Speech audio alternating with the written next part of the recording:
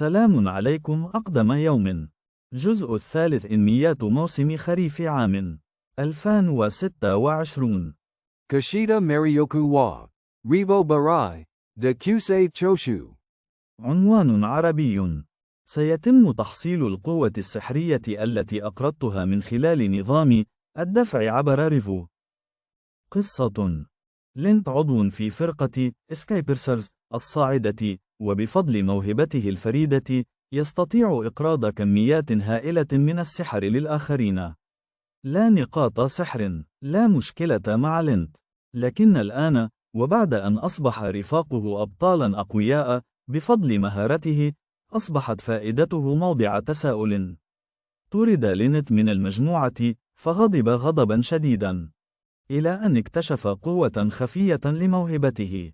الآن، برفقة شريكته الجنية الماكرة واللطيفة، سيستعيد كل ما تبقى من سحر فرقته السابقة وبفائدة. روميلي سينكي. عنوان عربي. روميليا سينكي. قصة. تنهض من الرماد نبيلة ساقطة لإنقاذ البشرية.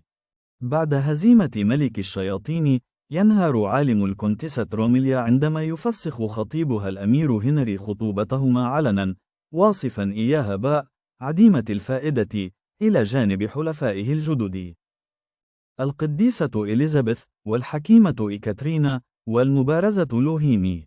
ما لا يدركونه هو أن روميليا تمتلك قوة سرية تسمى النعمة، والتي تجلب لها حظا استثنائيا.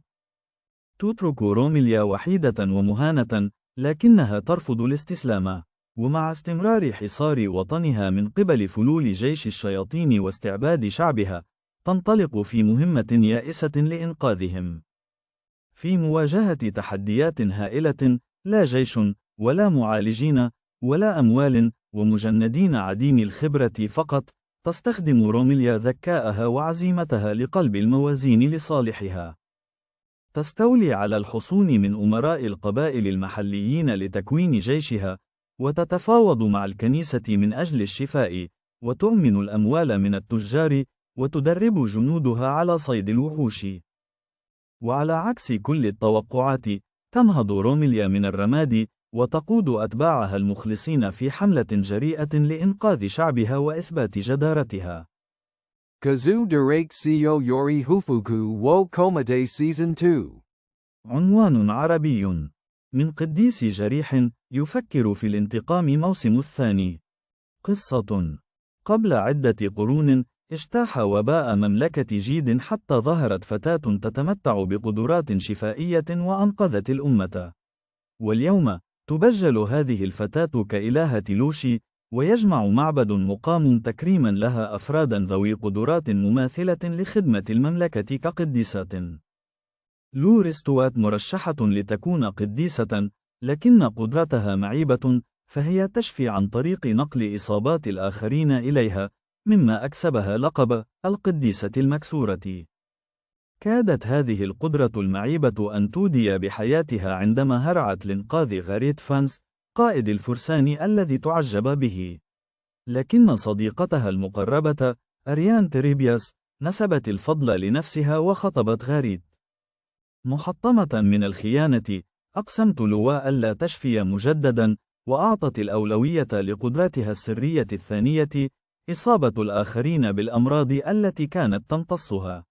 بعد أن شهد الأمير الثاني سفين جيد كرون هذا، اقترب من لوا وعرض عليها التحالف. تتوق لؤي للانتقام، فتقبل عرض سفين، بعد أن كانت خجولة، مستعدة للثأر ممن ظلموها ومساعدة الأمير في كشف أسرار المعبد المظلمة. Kanata Kara. عنوان عربي. من بعيد.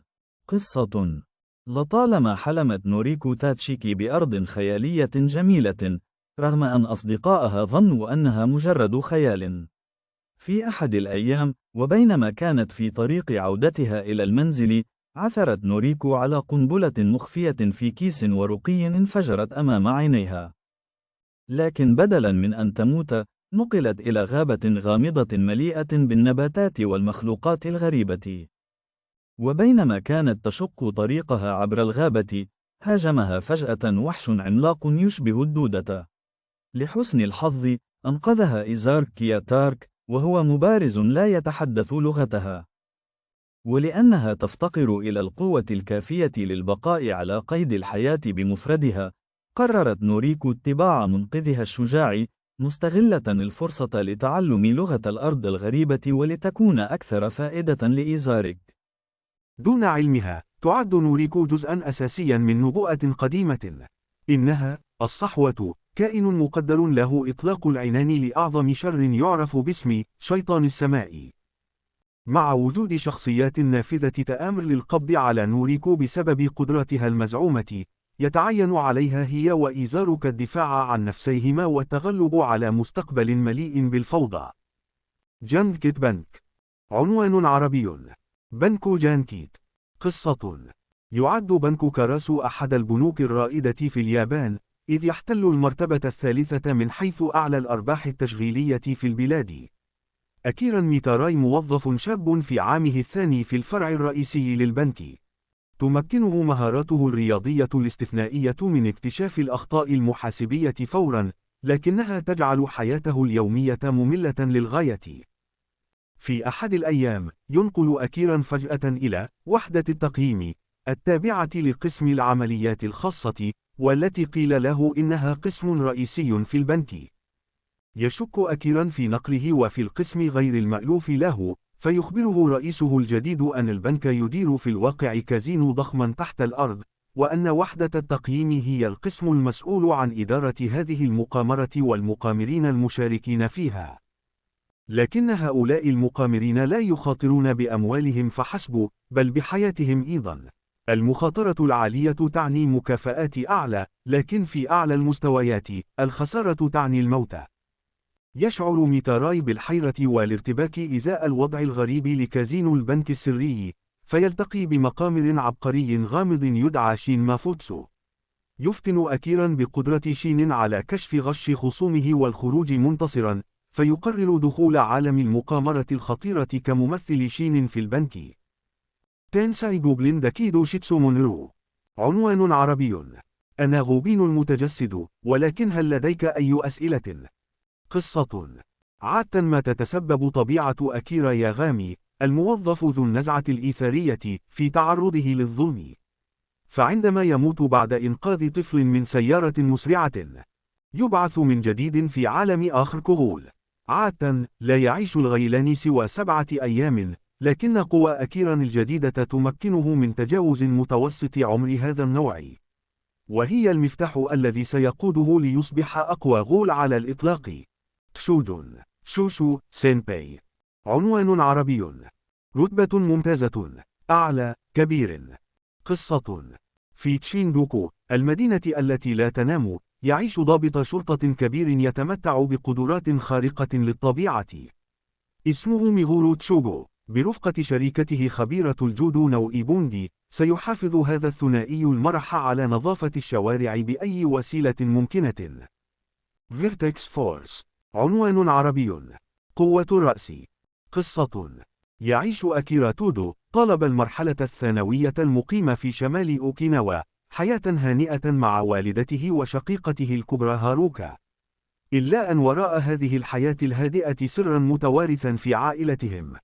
فقد ورثت هاروكا قوة غامضة من والدها، تعرف باسم المحرك، وعاشت حياتها تخفي هذه القوة عن الآخرين. أما أكيرا، فلم يرث شيئا، ويعاني من عقدة نقص بسبب ضعفه. ثم بدأت أحداث غريبة بالظهور في جميع أنحاء العالم. ما هو هدف هذا العدو المجهول الذي يحاصر أكيرا وأصدقائه؟ الآن، ومصير الكون على المحك، على أخ لا يملك شيئا وأخت تملك كل شيء أن يكتشفا معا ما يمكنهما فعله حقا.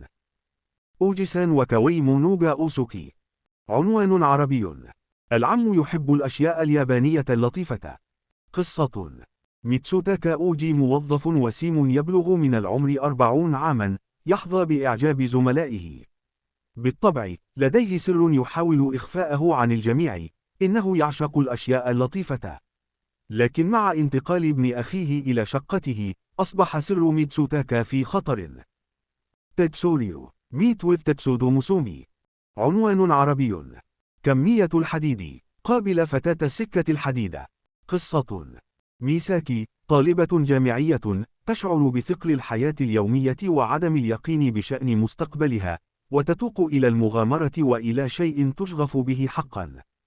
مع بداية يوم جديد في الحرم الجامعي، يدعوها أعضاء نادي قطار السفر، المعروف باسم نادي تتسوري، للانضمام إليهم، وبينما تخطو إلى عالم السكك الحديدية، ينبض قلب ميساكي حماسا للرحلة التي تنتظرها. كيرورو غانسو. عنوان عربي. كيرورو غونسو. قصة. الرقيب كيرورو هو قائد فريق الاستطلاع الخاص لقوات غزو الفضاء التابع للكوكب 58 في نظام سحابة عاصفة غاما، وقد أرسل إلى كوكب بوكوبين، المعروف أيضا بالأرض، لجمع معلومات استخباراتية لقوات الغزو. وهو ضفدع أيضا. بعد تحطم سفينته على كوكب الأرض، لجأ إلى منزل هيناتا، لكن الطفلين فويوكي وناتسومي عثر عليه وصادرا أسلحته الفضائية. عندما اكتشف قومه أن سكان بوكوبين على علم بوجوده، ترك كيرورو وحيدا ليواجه مصيره في هذا العالم المعادي. لكنه ليس وحيدا، فهناك 4 عملاء آخرين من عملاء ما قبل الغزو يتربصون أيضا على الأرض. Shin Tennis no Fuji-sama, U17 World Cup Kasu member Kataisen. عنوان عربي. شينتينس نو أوهيساما، عضو كأس العالم تحت 17 سنة كيشو كيتيسن. قصة. بعد مباريات ربع النهائي الحماسية، انحصرت منافسات كأس العالم تحت 17 سنة بين 4 فرق قوية. يقف المنتخب الألماني حامل اللقب 9 مرات، وفريقه المليء بالنجوم بقيادة اللاعب المحترف يورغن بوريسوفيتش فولك، عائقا أمام سعي المنتخب الياباني نحو المجد الدولي. ومع تفوق ألمانيا في الزخم وتأييد الجماهير، يواجه المنتخب الياباني مهمة صعبة. عازما على الثأر لهزيمته السابقة، يرسل المنتخب الياباني 7 من أفضل لاعبيه، بمن فيهم قائد الفريق هو بيودوين، لمواجهة المنتخب الألماني. لكن محاولة الوصول إلى النهائي لأول مرة في تاريخ التنس الياباني قد تتسبب في انهيار حتى هؤلاء اللاعبين الشجعان تحت وطأة الضغوط المتزايدة وهم يخوضون غمار تجربة جديدة. مارونير أو كوكونو شيتشين نوكيشي. عنوان عربي. لحظة. ماذا؟ فرسان المملكة ال7. قصة. في قلب قارة تتألف من 8 ممالك، تقع مملكة مارونيا. تقود الأمة الجنرال باريبارا، التي لديها 7 أبناء، لكل منهم شخصيته الفريدة. نعسان، طيب القلب، حساس للحرارة، حساس للبرد، بارع في التعامل مع الحيوانات، فخور بمهارته في المبارزة، وجائع دائما. يمتلك الإخوة صفات مختلفة تماما، لكنهم يتحدون بهدف واحد: يوما ما سننقذ أميرة بطريقة مميزة. بعد فترة وجيزة، ينطلق الإخوة إلى الممالك ال7 المجاورة كسفراء. ما هي اللقاءات والتحديات والأقدار التي تنتظرهم في هذه الأراضي الغريبة؟ تبدأ هذه الحكاية الرومانسية والمغامرة في عالم خيالي مستوحى من العصور الوسطى. Mao Shimai Lulato Lily Part 2. عنوان عربي. الأخوات الساحرة جزء الثاني. قصة. فنون ياما وروينون ياما شقيقتان من أرض السحر، كانتا على وفاق تام، لكنهما افترقتا. فجأة، منحت قوى سحرية من روحين تشبهان القطط، أوبسو وأزوكي، ممن سمح لهما بالتحول إلى نجمات غنائيات سحريات. لكن ثمة شرط: هذه القوى لا تدوم إلا عاما واحدا، ولا يمكنهما إخبار أحد بوجود هذا السحر. ورغم أن فو وروي لا تعرفان أن إحداهما فتاة سحرية، إلا أنهما سرعان ما تبدأان مسيرتهما كنجمتين. باتل سبيريتس ري زيكاي نوكو. عنوان عربي. أرواح باتي، إعادة زيكاي نوكو. جومو جندن ديفاين. عنوان عربي. مجموعة بيست كينج غير المأهولة على فاين. قصة. مرت 20 عاما منذ أن هزم الروبوت دان ديفاين الغزاة الغامضين المعروفين باسم أبوسدول. ومع زوال الخطر، تمتع العالم بفترة طويلة من السلام.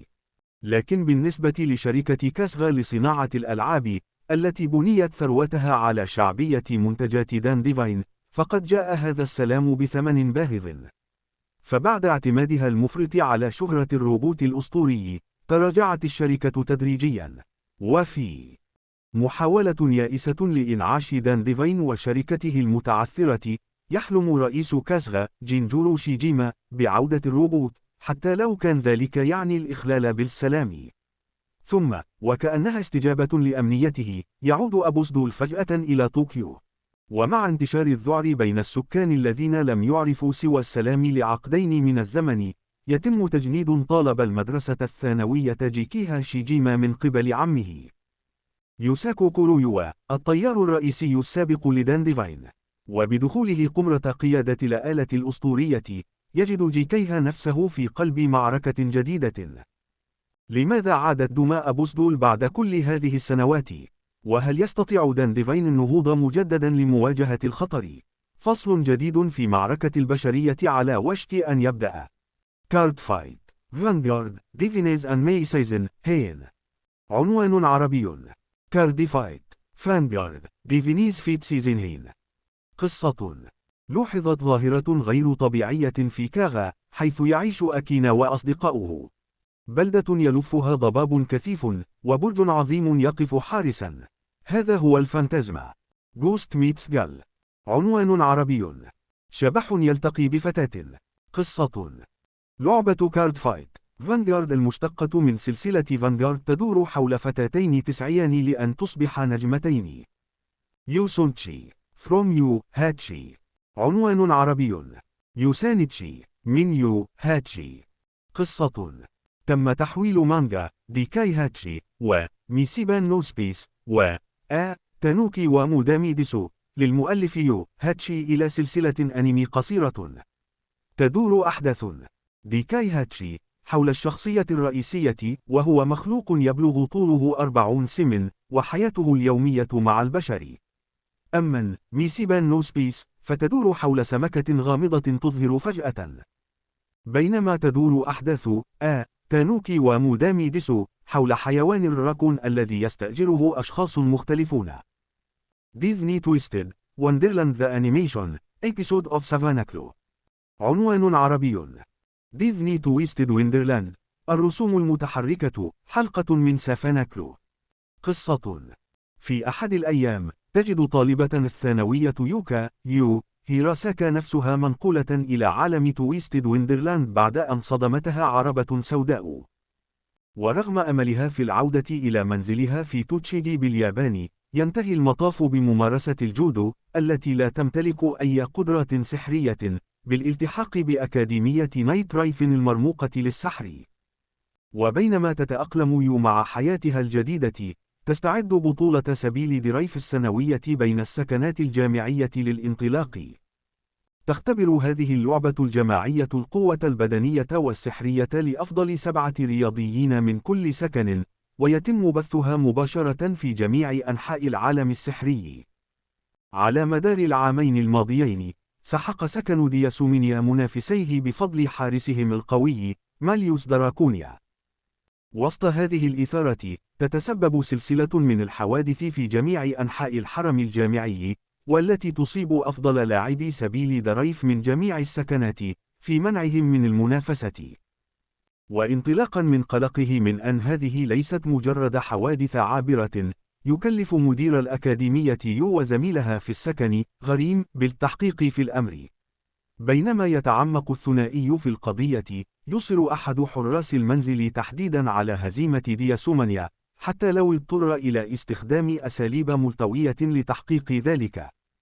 ديمونز كريست. عنوان عربي. شعار الشياطين. قصة. يوما أشيهارا طالب في الصف السادس وشقيقته التوأم سوا يلعبان لعبة أكتوال ماجيك، وهي لعبة تقمص أدوار جماعية عبر الإنترنت بتقنية الواقع الافتراضي. عندما تبدأ اللعبة فجأة بالاندماج مع العالم الحقيقي. وسط الفوضى والارتباك، يتضح أن الموت يتربص في كل زاوية، حتى عندما يصطدم يوما بزميلته سوميكا. كانت سوميكا من أجمل الفتيات في صفه، لكنها تحولت منذ ذلك الحين إلى أحد وحوش اللعبة المرعبة. من مؤلف سورد آرت أونلاين وأكسل وورلد، تأتي قصة تتجاوز الواقع الافتراضي والمعزز، حيث يصبح اللعب والواقع شيئا واحدا، والبقاء على قيد الحياة ليس سوى البداية. ما هو نو برنسس مينكي مومو أكوبر نو يومي مابوكورو نو دو. عنوان عربي: الأميرة السحرية مينكي مومو، حلم طال انتظاره، قصة مؤثرة. قصة. فيديو أنمي أصلي جديد ما هو نو برنسس مينكي مومو. Made in Abyss. Mezumaru Shinpai. عنوان عربي. حتى في الهاوية، إيقاظ الغموض. قصة. بعد نجاتها من تحديات إيدوفيرونت القاسية، تمتلك ريكو الآن صافرة بيضاء، مما يسمح لها بالنزول إلى الطبقة السادسة من الهاوية، عاصمة العائدين. برفقة ريغ وناناتشي، تبدأ ريكو باستكشاف هذا العالم المجهول، حيث تقع أطلال المدينة الذهبية الموعودة. وبينما يبدأ الثلاثي بالتأقلم مع البيئة القاسية، سرعان ما يواجهون مخلوقات خطيرة ومناظر طبيعية وعرة. تقودهم رحلتهم الاستكشافية إلى قرية تسكنها كائنات غريبة تعرف باسم الجوفاء. على الرغم من الشعور المتزايد بالقلق الذي يحيط بهم، يواصل الثلاثة رحلتهم لكشف أسرار المستوطنة وإرث المغامرين المنسيين الذين نزلوا ذات يوم إلى أهوال الهاوية المجهولة. Kasuria no Hatorigoto Movie. Buhi no Hahou. عنوان عربي. مونولوج الصيدلي، سر الحماية من الحرائق. Saishin Buddha Yuru wa Dear Friend no Yumi wo Manai. عنوان عربي. لا يحلم الأوغاد الشباب بالطلاق. Rikuan Suao. Kokara no Resonance. عنوان عربي. تقرير الفردوس، صدى القلب. قصة. في مستقبل دمرت فيه كارثة هائلة الأرض، تخلى معظم البشر عن أجسادهم المادية وانتقلوا إلى عالم رقمي في ديفا، وهي محطة فضائية متطورة تدور حول الكوكب المنكوب. وبتحررهم من قيود الحياة التقليدية كالموت والجوع، ينعم سكان هذا العالم الافتراضي بسلام نسبي إلى أن يتسلل فرونتير سيتر، وهو قرصان ماهر، إلى النظام وينشر رسائل تخريبية بين السكان. وبعد أن صنفته السلطات تهديدا للأمن، تلاحقه أنجيلا بالزاك، وهي عضو متفان في قوات إنفاذ القانون في ديفا. وعندما يرصد إرسال القرصان إلى الأرض، تتخذ أنجيلا هيئة مادية ناقلة وعيها إلى جسد مستنسخ، وتسافر إلى العالم السفلي لمواجهة الخطر. على الأرض، يساعدها دينجو، وهو عميل ذو شخصية جذابة، وخلال رحلتها لكشف لغز فرونتير سيتر، تكتشف تدريجيا حقائق مذهلة عن الأرض القاحلة التي لا يزال بعض البشر يعتبرونها موطنا، وكذلك عن الجنة التي في الأعلى. Girls in Panzer. Seishusho Part 5. عنوان عربي. جيلز وبنزر، الفصل الأخير، الجزء الخامس. قصة. انطلقت منافسات نصف نهائي كأس الشتاء لألعاب القوى، ووجدت أكاديمية أوراي للبنات نفسها في مأزق حقيقي في بداية مباراتها ضد مدرسة كونتينويشن الثانوية. فقد أقصي فريق أنجلرفيش على يد قناصة كونتينويشن، مما أجبر بقية الفريق على تغيير خطتهم. وفي غياب زميلاتها النجمات، أظهرت أزوسا ساوا قدراتها القيادية بتوليها قيادة أوراي مؤقتا. إلا أن المباراة أثبتت أن الأمر سيتطلب أكثر من مجرد استراتيجية جديدة لكي تنجو أوراي هذه المرة. على الجانب الآخر من البطولة، تخوض أكاديمية كورونوريمين للبنات وكلية سانت غلوريانا للبنات معركة حامية في الصحراء. وبعد أن طورت أسلوبها التكتيكي غير التقليدي، حشدت إريكا إتسومي فريق كورونوريمين من حافة الهزيمة إلى مواجهة شرسة ضد قائدة الفريق الخصم المخضرمة دارجلينغ. لكن سانت غلوريانا عززت صفوفها بلاعبة مألوفة انتقلت مؤخرا إلى مدرستها، مما أعاق سعي كورونوريمين لتحقيق النصر. باتت جولة البطولة قريبة لهذه المدارس الأربع، لكن 2 فقط ستملكان المقومات اللازمة للتأهل. Band Dream, Ave Muizza, Prima Aurora.